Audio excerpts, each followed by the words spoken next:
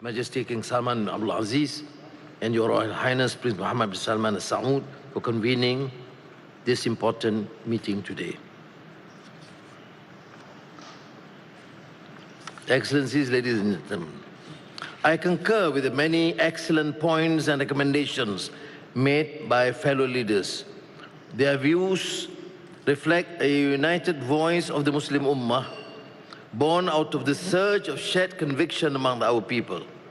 We acknowledge that the circumstances confronting the Muslim world and the Ummah has been most trying and challenging. Yet, it is indeed highly commendable that painstaking efforts have been made and continue to be made, including summits such as this, so as to find ways and means to put an end to violence, destruction, and misery brought on the Palestinian people and to relieve their long and untold suffering. Israel no longer belongs within the civilized community of nations, and its barbarism demands nothing less than decisive action to safeguard not just the Middle East, but the entire global order. 50 years ago, the world was so horrified by the atrocities in South Africa that the United Nations General Assembly took the unprecedented step of denying its government a seat of the Assembly. Israel, however, has gone beyond the pale, beyond reason, beyond humanity itself in its vile and blatant perpetration of genocide of the people of Palestine.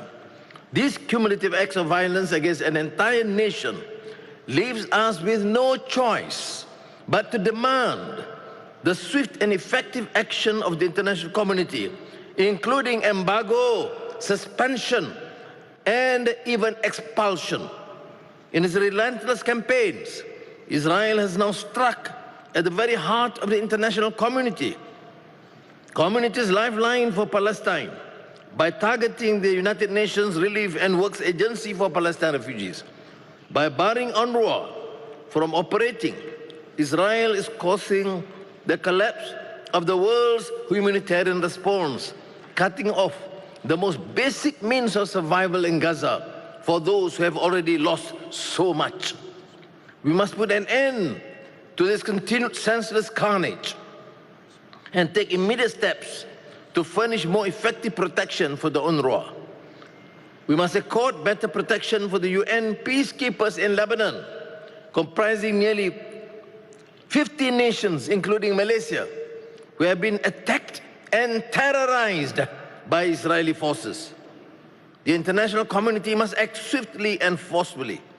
As an immediate measure, we must push, as Malaysia did at the UN General Assembly in September, to impose an immediate arms embargo against Israel. Nevertheless, the severity of Israel's assault on humanity's most basic rules of international compact deserves consideration of a more serious response. For the sake of not only the Palestinian but humanity itself, we must punish and deter Israel's repeated violations of international law and norms. We should therefore build a consensus towards suspending or even expelling Israel from the United Nations itself. Israel's trail of atrocities has already spread into Lebanon, Yemen, Syria, Iraq, and Iran. If the world turns away now, this violence will not remain contained. It will ignite a fire that threatens to engulf the entire region and the rest of the world.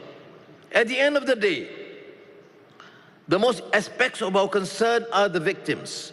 It is therefore imperative that we redouble current efforts to help rebuild Gaza from the ruins of destruction. Of crucial importance is implementing the plans without any undue delay. We must draw a line in the sand, not only as Muslims, but as fellow humans, united and bound by our fragile mortality and committed to a simple truth, a wish for a safer, kinder world for our children and the generations to come. Thank you.